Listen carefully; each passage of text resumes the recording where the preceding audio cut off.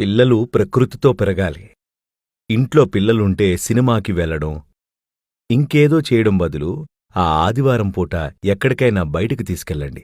దీనికి పెద్దగా ఖర్చేమీ అవ్వదు. అలా బయటికి తీసుకెళ్ళి ఓ అడవిలో నడిపించడమో, లేదా ఒక తోటలో తిప్పడమో, ఏదో ఒకటి. పెద్ద పర్వతం కాకపోయినా ఒక చిన్న కొండ ఎక్కడో అక్కడ ఉంటుంది కదా, ఊరికే ఆ కొండ ఎక్కించడమో ఇలాంటిదేదో చేస్తే ఆ గాలి, ఆ వాయువు వాళ్ళని తాకినప్పుడు వాళ్ళ ఎదుగుదల చాలా చక్కగా ఉంటుంది. పిల్లలు ఈ గాలితో, వాయువుతో ఎంత మమేకమవుతారో అంత శక్తివంతంగా ఎదుగుతారు.